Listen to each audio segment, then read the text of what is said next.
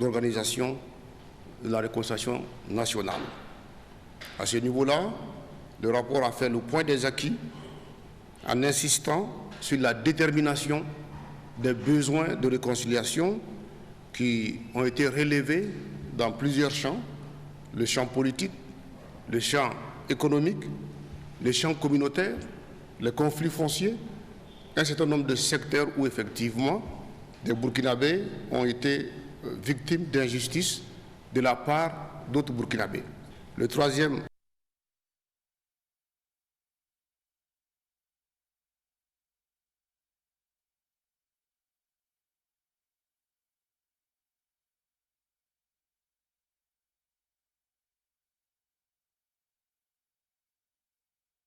du 1er janvier, il est de coutume que le président du Faso accorde donc des grâces de remise de peine.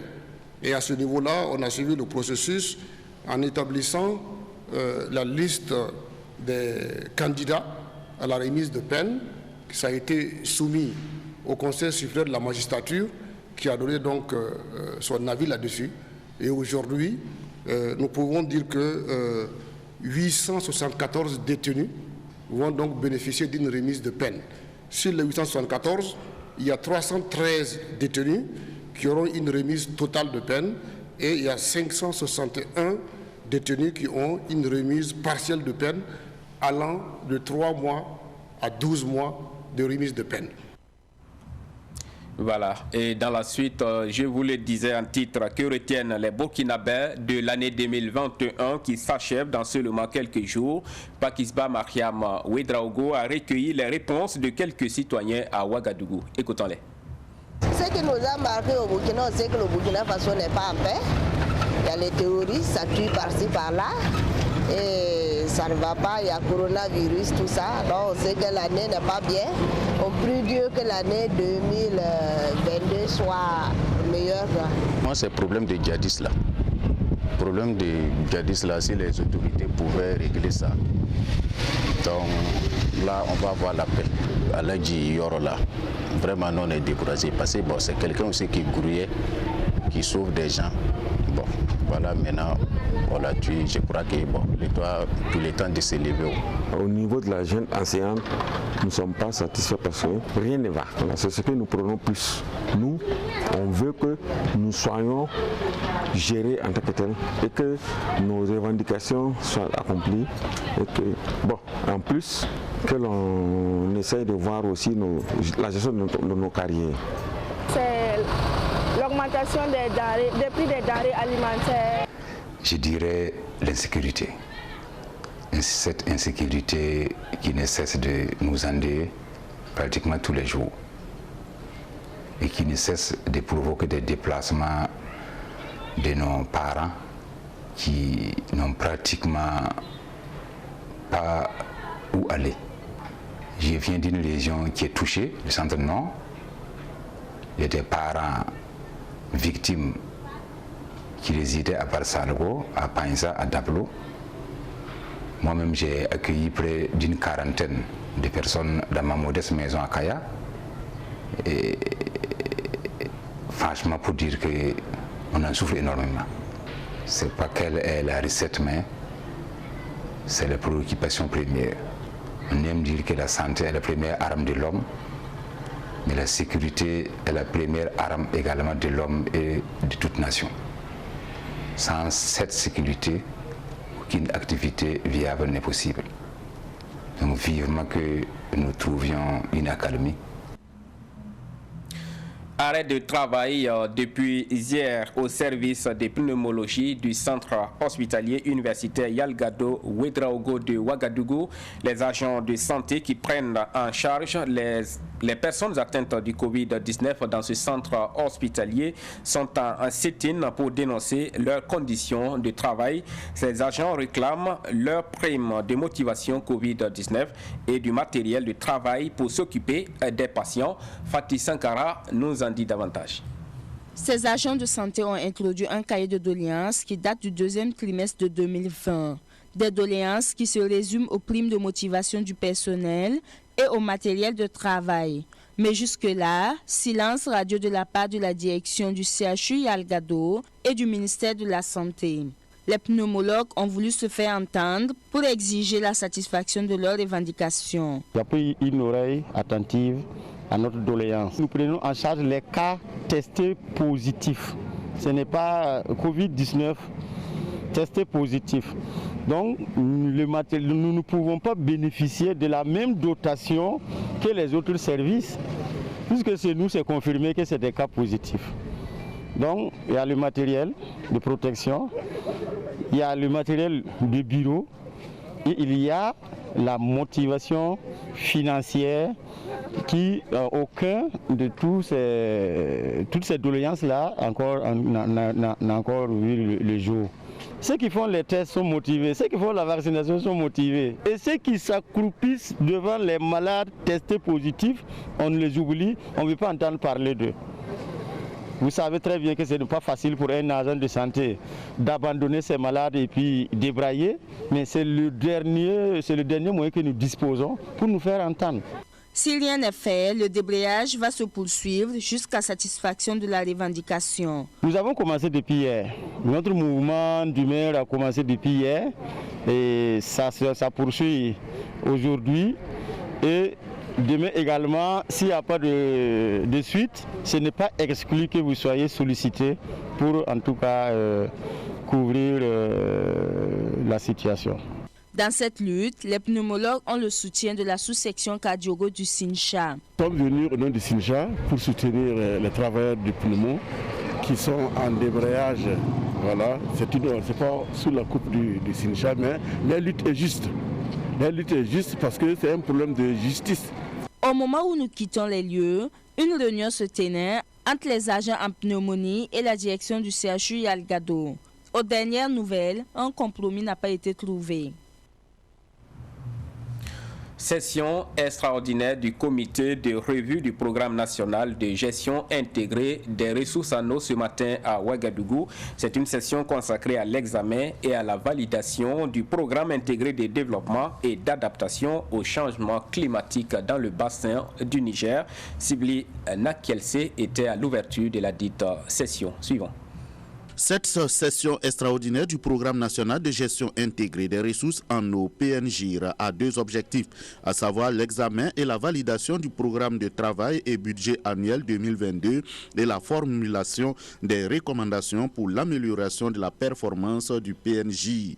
Selon la coordonnatrice nationale du Programme intégré de développement et d'adaptation au changement climatique dans le bassin du Niger, PIDAC-BN, Fatimata Flore Siri, cette session permet de dégager des orientations en vue d'être plus efficace en 2022. De cette session, c'est vraiment des orientations des membres du comité que je profite de saluer parce que c'est une opportunité qui nous a été offerte pour présenter notre document suite à une recommandation de notre bailleur de fonds qui est la Banque africaine de développement. Donc, au sortir de cette session, c'est la question en tout cas de nous transmettre des conseils, des orientations pour permettre d'être plus efficace l'année à venir. Pour 2021, plusieurs activités ont été réalisées. Le PIDAC-BN a mis à la disposition de la population des semences améliorées ainsi qu'une centaine de biodigesteurs. Et au niveau du PIDAC Burkina Faso, au titre de l'exercice en tout cas 2021, nous avons réalisé pas mal d'activités et nous pouvons compter en tout cas environ 400 hectares de terres qui ont été restaurées. Nous avons mis à la disposition des populations plus de 19 000 tonnes de riz, de semences améliorées. Nous avons également réalisé une centaine de biodigesteurs au niveau des régions du centre-ouest et de la boucle du Moule. Et également aussi, il faut dire que nous avons mis en terre plus de 200 000 plants qui ont été mis en terre au niveau des régions de la boucle du Moule, centre-ouest, centre-est et centre-nord et le haut bassin. Mais pour l'année 2022 qui s'annonce, les responsables du PIDAC-BN ambitionnent faire plus avec la réhabilitation des barrages. L'année à venir, en tout cas, sera marquée par le démarrage des activités en lien avec les barrages. Il y a 2 barrages qui doivent être réhabilités. Il y a également des études qui doivent être réalisées pour la construction des infrastructures communautaires d'adaptation au changement climatique au profit des populations. Le PIDAC-BN est un programme régional de l'autorité du bassin du Niger qui regroupe 9 pays du bassin du Niger, dont le Burkina Faso. Des prix pour des journalistes qui s'intéressent aux questions d'assainissement. C'est à l'occasion de la première édition du concours Saniavi organisé par le ministère de l'eau et de l'assainissement. Abel Yerbanga de Burkina Info et Abdoulaziz Nabaloum des éditions Sidoya sont les heureux gagnants. Fatih Sankara pour plus de précisions. 9 œuvres journalistiques au départ et 2 primées à l'arrivée. Les œuvres de Abdoulaziz Nabaloum et Abel Yerbanga qui traitent respectivement de l'urgence des toilettes pour les déplacés internes de Dori et des vidangeurs manuels ont séduit le jury. De quoi réjouir les lauréats qui interpellent sur l'importance de l'assainissement. Les vidangeurs manuels dans la ville de Ouagadougou, il y a un problème parce que quand ils vont vider les déchets des fosses septiques dans les ménages, ils ne savent pas où aller verser et où aller dépoter ces déchets-là. Donc c'est le constat que nous avons fait un peu dans les quartiers périphériques de la ville de Ouagadougou. Et donc on a décidé de faire un élément là-dessus, un reportage là-dessus pour montrer un peu les difficultés que les vidangeurs manuels ont dans l'exercice de leur travail. Dans les camps de déplacés, la problématique des toilettes est très criarde. Donc il s'agissait pour nous de montrer un peu que ces personnes-là ont des besoins urgents en termes de réalisation des toilettes. Et dans le constat dans les camps, c'est qu'il n'y a pas suffisamment de toilettes pour des milliers de personnes qui se retrouvent concentrées dans un même endroit. Ce qui fait que ça les met déjà en risque sanitaire et ils sont exposés à des maladies. Je profite de votre micro aussi pour lancer un appel à toutes ces personnes-là, même si ce n'est pas l'État, à tous ceux qui peuvent vraiment faire quelque chose pour ces personnes déplacées, il faut le faire parce qu'ils sont vraiment dans les besoins et même les besoins élémentaires, ils n'arrivent pas à satisfaire ça. C'est pour créer l'émulation dans le traitement des sujets sur l'assainissement que le prix Saniavi a été instauré. L'accompagnement des partenaires techniques et financiers est sollicité. C'est pour ça que ce concours a été initié, pour vraiment inciter les hommes de médias à s'intéresser à ces questions-là qui sont très importantes. On ne perçoit toujours pas vraiment l'ampleur du phénomène de manque d'assainissement au Burkina et des conséquences que ça a sur la vie des populations. Vraiment, nous souhaitons que ça se poursuive parce qu'il y a un arrêté qui a été pris pour instituer déjà le concours au niveau du ministère et cela va dépendre de l'accompagnement des partenaires qu'on aura. Cette année, l'UNICEF nous a accompagnés pour la première édition. Voilà, on espère que d'autres partenaires vont s'intéresser à cette activité. Les 2 lauréats ont reçu chacun 800 000 francs, un trophée et une attestation. Ce sont plus de 100 milliards de francs CFA qui échappent aux caisses de l'État chaque année à cause des dépenses fiscales. C'est le CERAFP, le Centre d'études et de recherche appliquées en finances publiques, qui le dit. Pour le CERAFP, cette situation est à la base d'énormes injustices fiscales. Cette structure de recherche a rendu publique sa 4e analyse des dépenses fiscales au Burkina Faso. Toujours Fatih Sankara pour nous en dire plus. Depuis 2016, le déficit budgétaire atteint 500 milliards, voire plus. Pendant ce temps, l'État perd en moyenne 100 milliards en dépenses fiscales. Si ces dépenses fiscales étaient maîtrisées, ce déficit budgétaire serait réduit. Entendez par dépenses fiscales les exonérations faites aux entreprises, aux ménages et à l'administration publique. C'est-à-dire que ces derniers ne payent pas certains impôts, taxes et droits de douane. Pourtant, l'on peut se passer de certaines dépenses fiscales qui n'ont pas d'impact socio-économique. Quand on regarde les entreprises qui en bénéficient, ce n'est pas celles-là qui en ont vraiment besoin. Quand vous prenez par exemple l'IRF, on dit qu'on accorde des avantages fiscaux au niveau de l'impôt sur les revenus fonciers. Quelqu'un qui arrive à avoir un revenu foncier, est-ce que vraiment il a besoin encore qu'on lui fasse des mesures dérogatoires? Il n'a qu'à payer ce qu'il doit à l'État. C'est ceux qui sont en location peut-être qui ont besoin d'être aidés. Peut-être qu'il faut que l'État intervienne pour plafonner les prix sur les loyers par catégorie. Sinon, d'ici là, on ne va pas s'en sortir. Les grosses entreprises qui ont des milliards, là, on ne peut pas les accorder des avantages fiscaux et puis taper les fonctionnaires qui n'utilisent son salaire que pour consommer. Et là même, la progressivité de l'impôt sur les sociétés, sur les traitements des salaires là, est annihilée par la TVA, puisque c'est vous, la TVA là, c'est le consommateur qui paye la TVA. Nous ne demandons pas de renoncer, mais nous demandons de faire des évaluations pour s'assurer de la pertinence donc, de l'octroi de ces avantages fiscaux. Donc c'est assez important. Donc on ne renonce pas à la politique budgétaire, mais on essaie d'être plus rigoureux et d'aller vers l'atteinte des objectifs de développement. Le comble, c'est qu'il y a des entreprises qui se retrouvent avec plusieurs exonérations fiscales, ce qui constitue une injustice fiscale. Le cas des sociétés minières est révoltant, selon Herman Douagneau. Pour les dépenses fiscales au profit des entreprises minières, il faut qu'on travaille à dire qu'une entreprise va bénéficier des exonérations fiscales si dans son dossier là, l'entreprise a mis la quittance de reversement de 1% de son chiffre d'affaires au titre du Fonds minier de développement local. Parce qu'il y en a qui ne payent pas, mais qui bénéficient quand même des exonérations. Donc nous perdons sur deux tableaux. Ça ne s'explique pas. On ne paye pas le fonds minier, on ne lui dit rien, on ne ferme pas la mine, ses activités continuent, et on lui accorde en plus de ça des exonérations fiscales. Mais ça, on doit dire non. Et ça, c'est un pays responsable, c'est un pays qui s'assume, qui doit le faire. Pour des dépenses fiscales justes et équitables, le CERA-FP recommande, entre autres, l'évaluation de l'impact socio-économique des exonérations fiscales et douanières et une enquête parlementaire sur le bien fondé de certaines exonérations fiscales. 2 véhicules au profit du ministère du Commerce, de l'Industrie et de l'Artisanat. C'est un don de la Chambre de commerce et d'industrie du Burkina Faso. La remise a eu lieu hier à Ouagadougou. Témoignage de Micheline Zongo.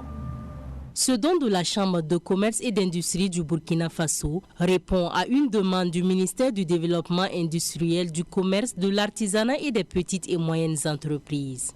Ces 4 véhicules double cabine permettront au ministère de renforcer sa mobilité et son intervention sur le terrain. Ce ministère qui est le nôtre a quelques difficultés de déplacement, quelques difficultés de fonctionnement et nous nous sentons responsables à leur côté et nous sommes venus en aide pour pouvoir bien contribuer au bon fonctionnement de ce ministère. Il y a des véhicules qui peuvent servir aujourd'hui, vous voyez que c'est des tout-terrains. C'est des tout-terrains double cabine et avec une possibilité de transport passagers et de transport de marchandises. Et c'est des véhicules qui peuvent aller partout au Burkina Faso. Le ministre en charge du commerce, Christophe Ilboudo, se réjouit de la réception de ces joyaux. Ces moyens roulants seront repartis au sein des directions du dit ministère. Le ministère en charge du développement industriel, du commerce, de l'artisanat et des petites et moyennes entreprises, par ma voix, se réjouit de cet important lot de matériel roulant que nous venons de recevoir de la part d'un de nos partenaires, à savoir la Chambre de commerce et d'industrie. Ce lot est extrêmement... La nature de ce don, qui est constitué essentiellement de véhicules, va nous permettre d'accroître la mobilité donc, de nos agents sur le terrain. Ça va nous permettre également d'offrir des moyens beaucoup plus sécurisés de travail. Et donc, c'est les outils de travail performants qui seront mis à la disposition donc, de nos différentes directions. En rappel, cette cérémonie marque la fin des activités du plan stratégique de la mandature 2016-2021 de la Chambre de commerce et d'industrie du Burkina Faso. Autre don, cette fois au profit des personnes déplacées internes, c'est l'œuvre de l'Union des jeunes ressortissants de Kokologo résidant en Côte d'Ivoire. En ces temps de fête et de fraîcheur, ils apportent des vêtements aux déplacés internes et c'est par l'intermédiaire du CONASU, le Conseil national des secours d'urgence et de réhabilitation, qui a reçu le don ce matin. C'était en présence de Pakisba Mariamou Draogo. 8 colis composés d'habits et de chaussures C'est ce dont que l'Union des jeunes ressortissants de Kokologo résidant en Côte d'Ivoire a fait parvenir au Conseil national de secours d'urgence et de réhabilitation CONASUR un don destiné aux personnes déplacées. 1195 vêtements au total, dont 138 vêtements, nouveaux vêtements et puis 27 chaussures pour des femmes et garçons et enfants. Et l'événement d'aujourd'hui nous marque vraiment parce que nous avons été bien accueillis, la réception s'est très bien passée et je crois que nous allons repartir à Abidjan, retrouver nos membres avec beaucoup de fierté parce que ce que nous avons voulu faire depuis le début est atteint. Au jour d'aujourd'hui, plus d'1 500 000 personnes sont des déplacés internes, ce dont va les soulager un temps soit peu. Les besoins fondamentaux, j'allais dire, se résument entre autres, surtout à l'alimentation. Comme vous le savez, lorsque on se déplace, on n'a pas pu avoir le temps de prendre quoi que ce soit. Donc le premier besoin, c'est d'abord avoir en tout cas de quoi manger. Ensuite, c'est avoir de quoi s'abriter contre les intempéries. Et ensuite, avoir également la protection. L'Union des jeunes ressortissants de Kokologo a vu le jour il y a 15 ans. Sa principale mission est de faire des œuvres sociales, ce dont entre en droite ligne dans cette mission. Et avant de vous donner les nouvelles des étalons du Burkina Faso qui sont en route pour Cameroun 2021, parlons de l'actualité internationale qui nous conduit au Bénin où le président Patrice Talon reste constant sur sa promesse de ne pas briguer un troisième mandat. Il a réitéré aujourd'hui à l'occasion de son discours sur l'état de la nation à l'Assemblée nationale. Écoutons ce extrait de son discours. Monsieur le Président de l'Assemblée nationale, Mesdames et Messieurs les députés, je disais tout à l'heure, à l'entame de mon message, que c'est mon tout premier discours sur l'état de la nation en ce qui concerne mon second mandat. Je n'ai pas dit le deuxième, le second.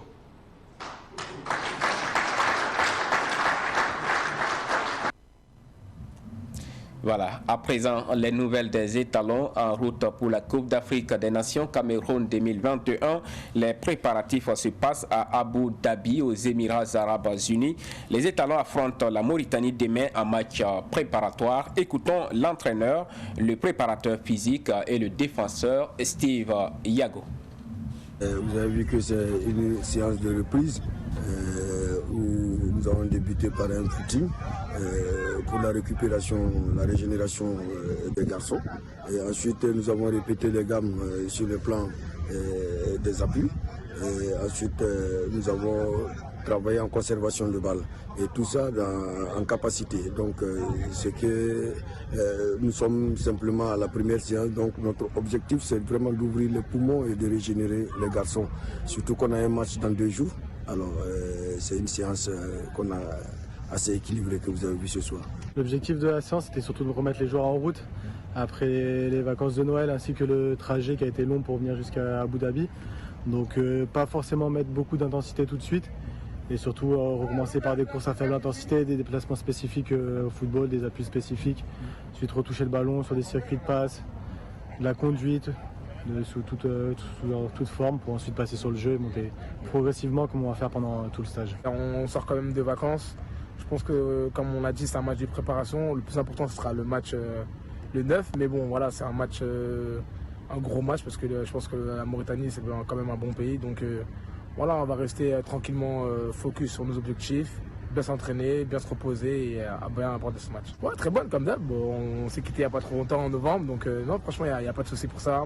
Tout le monde est content et on espère faire une bonne CAN. Voilà, on s'arrête ici pour cette édition. Je suis ravi de vous l'avoir présenté. Merci à vous qui l'avez suivi. Passez une excellente soirée.